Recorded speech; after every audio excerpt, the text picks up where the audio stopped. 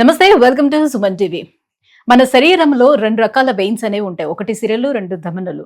So, గుండె నుంచి మంచి రక్తాన్ని తీసుకువెళ్ళేవి ధమనులైతే, చెడు రక్తాన్ని తీసుకొచ్చేవి సిరలుగా మనకు చెప్తూ ఉంటారు. అయితే ఈ సిరల్లోనే ఎటువంటి ప్రాబ్లమ్ అంటే ఏమైనా అడ్డంకులు ఏర్పడేటప్పుడు మనం వెరికోస్ వెయిన్స్ అనే సమస్యను చూస్తూ ఉంటామని డాక్టర్స్ చెప్తూ ఉంటారు.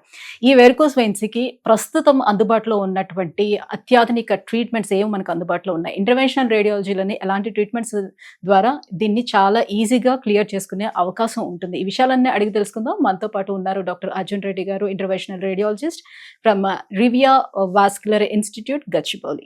Hello sir. Sir, varicose veins so ఈ రోజుల్లో చాలా ఎక్కువ మందిలో కనిపిస్తున్నటువంటి సమస్యగా చెప్పుకోవచ్చు. అయితే రీసెంట్గా నేను చూసినటువంటి ఒక patient, she is teacher, so 40 years old.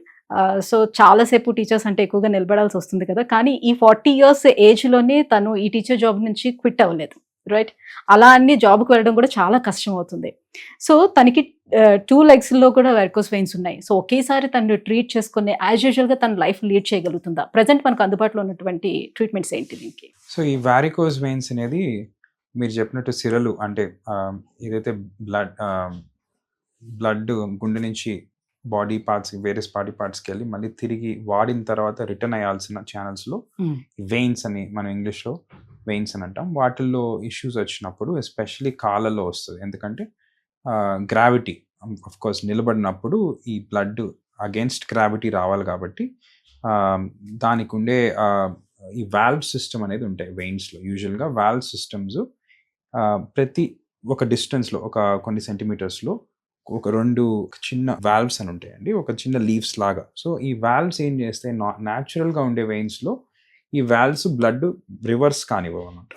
ఎవరికైతే ఈ వాల్వ్స్ డ్యామేజ్ అవుతాయో ఆర్ వేరియస్ కాజెస్ వల్ల వెయిన్స్లో డిస్ఫంక్షన్ వచ్చినప్పుడు ఈ బ్లడ్ అనేది ఆబ్వియస్లీ పైనకి రాకుండా రివర్స్ అయ్యి కింద కాల్లో పూల్ అయ్యి, ఈ పూలింగ్ వల్ల ఓవర్ టైం అక్కడ ఇది వాడేసిన బ్లడ్ కాబట్టి అది ఎక్కువగా అక్కడ ఉండిపోవడం వల్ల అక్కడ లోకల్ స్కిన్ కొంచెం డ్యామేజ్, స్కిన్ ఉండే కొంచెం వేరియస్ లేయర్స్ అవన్నీ డ్యామేజ్ అయ్యి వారికోస్ వెయిన్స్ వల్ల వచ్చే ఇబ్బందులు మనం జనరల్గా చూస్తుంటాము. సో వీళ్ళందరికీ ఇంతకుముందు ఒకప్పుడు ఆబ్వియస్లీ స్ట్రిప్పింగ్ అని ఒక సర్జరీ చేసేవారు అనమాట. అంటే ఒక కట్ చేసి ఏదైతే చెడిపోయిన నరాలు వెయిన్స్ ఉన్నాయో వాటిని రిమూవ్ చేసేవారు. ఇప్పుడు ఆబ్వియస్లీ ఒక 20 years నుంచి మనకి చాలా వరకు స్ట్రిప్పింగ్ లాంటి సర్జరీస్ తగ్గిపోయి ఇంకా కొత్తగా పిన్ హోల్స్ ట్రీట్మెంట్స్ వచ్చినాయి. సో చాలా ఐ థింక్ మోస్ట్ పీపుల్ ఈరోజు ఏదో ఒక లేజర్ అనో ఏదో ఇలాంటి అవేర్నెస్ అయితే వచ్చింది. సో ఈ ప్రొసీజర్స్ ఏంటంటే సింపుల్గా అల్ట్రాసౌండ్ ద్వారా మనము ఒక పిన్ హోల్ ద్వారానే వెళ్ళి ఏదైతే చెడిపోయిన రక్తనాళాలు ఉంటాయో వాటిల్లో ఈ లేజరో లేకపోతే రేడియో ఫ్రీక్వెన్సీ అబ్లేషన్ అని ఒక టెక్నాలజీ ఉంది. మేము ఇక్కడ రివియాలో రేడియో ఫ్రీక్వెన్సీయే వాడతాము. లేజర్ అనేది కొంచెం అవుట్డేటెడ్, ప్లస్ దానివల్ల కొంచెం కాంప్లికేషన్స్ ఎక్కువ ఉంటాయి. So radio frequency ablation next generation technology. So అది ఒక థర్మల్గా హీట్ వాడి ఆ చెడిపోయిన వెయిన్స్ని లోపలే డిస్ట్రాయ్ చేసేసి ఐ క్లోజ్ చేసేటట్టు ట్రీట్మెంట్స్ ఈరోజు వచ్చినాయి. అదే కాకుండా ఇంకా అడ్వాన్స్ థెరపీస్ అంటే పేషెంట్ కన్వీనియన్స్ కొద్ది చూసుకుంటే గ్లూ థెరపీ అని వచ్చింది. సో ఆ గ్లూ థెరపీ కానీ వాడుకోగలిగితే ఇంకా ఫాస్టర్ రికవరీ, బెటర్ రిజల్ట్స్ చూస్తున్నాము. సో ఇవన్నీ day care procedures single day అడ్మిషన్లోనే 1 day అడ్మిషన్లో చేస్తాం కాబట్టి. అండ్ రిస్క్స్ ఓవరాల్ చూసుకుంటే మేజర్ రిస్క్స్ ఈ ప్రొసీజర్స్ వల్ల ఇన్ఫెక్షన్ కానీ ఇలాంటివి చాలా తక్కువ ఉంటుంది.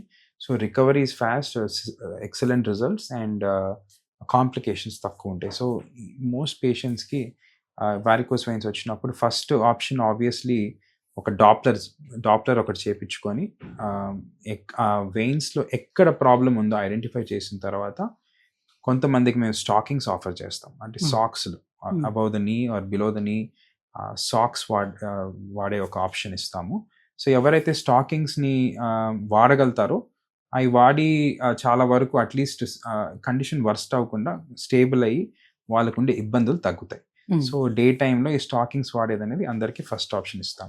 ఆ స్టాకింగ్స్ వాడలేని వాళ్ళకో లేకపోతే వాడినప్పుడు కూడా ఇంకా ఇబ్బందులు ఉన్న వాళ్ళకో ఆర్ వెరీ సివియర్గా అంటే లేట్ స్టేజ్లో వచ్చి అంటే వెరీ స్వోలన్ వెయిన్స్ ఉండి ఆర్ పుండులు ఏర్పడి ఆ సిచ్యువేషన్లో ఉన్న వాళ్ళకి కూడా మేము డైరెక్ట్గా ఈ రేడియో ఫ్రీక్వెన్సీ అబ్లేషన్ కానీ గ్లూ థెరపీ కానీ ఆఫర్ చేసి ఈ క్యూర్ చేయగలుగుతాం. ఒక 90-95% కరెక్ట్ టైంకి వెళ్ళినప్పుడు ఇది సింగిల్ థెరపీలోనే అయిపోతుంది. క్యూర్ అయ్యే అవకాశం ఉంటుంది. కొంతమందికి over time Venus hyper tension already ఏర్పడి ఉంటుంది. సో వీనస్ హైపర్ టెన్షన్ అంటే ఈ రక్తనాళాలు బ్లడ్ పూల్ అయిన దానివల్ల కొంచెం వాసి ఈ ఒక్క రక్తనాళాన్ని ట్రీట్ చేసినా వేరే రక్తనాళాలు ఇబ్బంది కలిగించే అవకాశం ఒక 5-7% వరకు కొంతమందికి ఉంటుంది.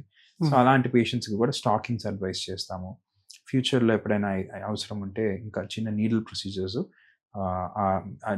వేరే వెయిన్స్ని కూడా చిన్న సింపుల్ స్క్లీరోథెరపీ అనే ఒక నీడిల్ ప్రొసీజర్తో ఆ వెయిన్స్ని కూడా ట్రీట్ చేయగలుగుతున్నాం. సో ఓవరాల్ చూసుకుంటే ఈ ప్రాబ్లమ్స్తో సఫర్ అయ్యే వారికి సొల్యూషన్స్ ఉన్నాయి. అండ్ అదేం మేజర్ సర్జరీ కాదు, సింపుల్ ట్రీట్మెంట్స్తోనే అయిపోతున్నాయి with very good results. So టైంకి చూపించుకొని డయాగ్నోస్ అంటే ఒకవేళ 2 legs కూడా ఎఫెక్ట్ అయ్యి ఉన్నట్లయితే డే కేర్ ప్రొసీజర్లోనే చేసి పంపించేస్తారా? ఒకేసారి చేయించుకోవచ్చా? మళ్ళీ వెరీ గుడ్ క్వశ్చన్. యాక్చువల్గా guide lines and recommendation 2 legs ఒకేసారి చేయడం అనేది మేము అంత కంఫర్టబుల్ కాదు. అంటే వీ ఆల్వేస్ రికమెండ్ పేషెంట్కి అయితే చెప్తాము 1 by 1 చేయించుకోమని రికమెండ్ చేస్తాము. కాకపోతే ఎవరైతే కొన్ని వాటెవర్ వాళ్ళ పర్సనల్ దీనివల్ల టైం వల్లనో ఆర్ ఎనీ అదర్ కన్సిడరేషన్ వాళ్ళు కొంచెం కంపెల్ చేస్తే మమ్మల్ని మాకు లేదు ఒకేసారి 2 కాళ్ళు మాకు కావాలి అంటే అలాంటి వారికి వీ డూ ఎక్స్ప్లెయిన్. కొంతమందికి 2 కాళ్ళు ఒకేసారి చేస్తే slightly higher risk of blood clots formation ఉంటుందండి. డీవీటీ డీప్ వీనస్ థ్రాంబోసిస్ ఉంటుంది. సో అది కొంచెం స్లైట్లీ ఎలివేటెడ్ రిస్క్. అంటే అది చేయించుకోగానే అందరికి వస్తుందని కాదు, బట్ సింగిల్ లెగ్ చేసుకున్న వారికి డబుల్ లెగ్స్ ఒకేసారి చేసుకున్న వారికి కంపేర్ చేసుకుంటే ఈ 2 కాళ్ళు ఒకేసారి చేసుకున్న వారికి కొంచెం డీవీటీ రిస్క్ ఎక్కువ ఉంటుంది. కాబట్టి మ్యాక్సిమం మేము కౌన్సిల్ చేస్తాం పేషెంట్స్కి ఒక కాలు చేయించుకొని ఇంకోసారి చేయించుకోమని. బట్ కొంతమంది కాదు అంటే ఇంకా then we offer both legs also. Okay.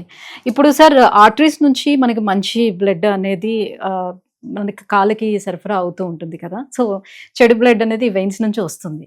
ఎప్పుడైతే మంచి బ్లడ్ వెళ్తుందో మళ్ళీ తిరిగి రావటానికి వీటిలో బ్లాక్స్ ఏర్పడేటప్పుడు వెరికోస్ వెయిన్ చూస్తాం. మీరేమో ఆ ట్రీట్మెంట్లో వాటిని బ్లాక్ చేస్తారు. సో దీనివల్ల కాళ్ళకి రక్త సరఫరా అనేది మరి ఆగిపోతే ఏదైనా ప్రమాదం ఉంటుందా? ఐ మీన్ ఫ్యూచర్లో తర్వాత? సో జనరల్గా ఈ వెయిన్ని మనము ఏదైతే వెయిన్ మనం క్లోజ్ చేస్తామో ఎంతోమందికి హార్ట్ బైపాస్ సర్జరీ చేస్తారు. హార్ట్ బైపాస్ సర్జరీలో ఇదే వెయిన్ని తీసుకొని హార్ట్లో ఇంప్లాంట్ చేస్తారు. సో దాన్ని ఒక ఛానల్లా క్రియేట్ చేసి. సో ఇది గ్రేట్ సాఫినస్ వెయిన్ అనేది one of the vein in the leg, కానీ ఇంకా మల్టిపుల్ వెయిన్స్ ఉంటాయి. సో ఇది తీసేసిన జనరల్గా బాడీలో ఏం కాదు.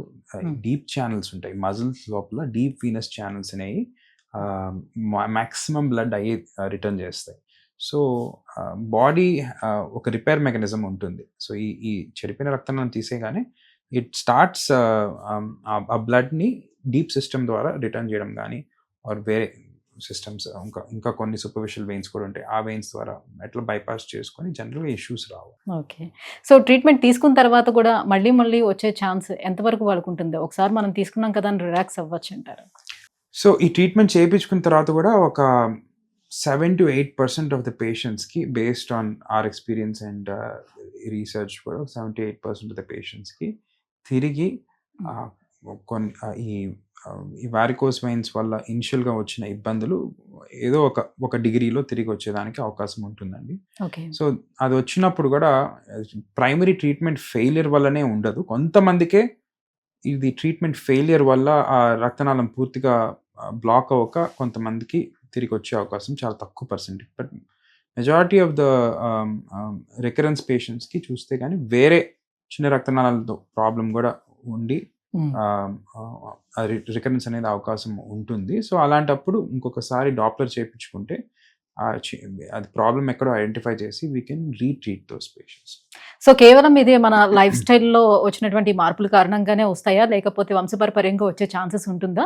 సో సర్జరీ చేసుకున్న తర్వాత కూడా వాళ్ళకి ఎలాంటి ప్రికాషన్స్ చెప్తారు? లైక్ వాకింగ్ ఏమైనా చేయాలా, బ్రిస్క్ వాక్ చేయాలి, లేదంటే పడుకునే పోర్షన్ ఏమైనా చేంజ్ చేసుకోవాలి, ఏమైనా చెప్తారా? Genetic component to some degree ఉండొచ్చు అండి, బట్ ప్రిడామినెంట్లీ ఇది లైఫ్ స్టైల్ డిజీజ్ ఎక్కువగా చూస్తే కానీ లైఫ్ స్టైల్ మనం మాట్లాడుకున్నట్టు ఎక్కువగా నిలబడే వారికి ఆర్ ప్లస్ ఒబిసిటీ ఉన్నవారికి ఆర్ ఫిట్నెస్ తక్కువ ఉన్న వారికి మనం ఎక్కువ చూస్తుంటాము. So most important thing treatment చేసిన తర్వాత స్టాకింగ్స్ అనేది ఒక టైం వరకు కంటిన్యూ చేసుకోవాలి. ప్లస్ ఫిజికల్ యాక్టివిటీ పెంచుకోవాలి. Thank you sir. So varicose veins రావడానికి మేజర్ రీజన్స్ ఏంటి, మన లైఫ్ స్టైల్లో ఎటువంటి చేంజెస్ చేసుకోవాలి, అందుబాటులో ఉన్నటువంటి ట్రీట్మెంట్స్ గురించి కూడా ఎక్స్ప్లెయిన్ చేసినందుకు thank you so much. Thank you.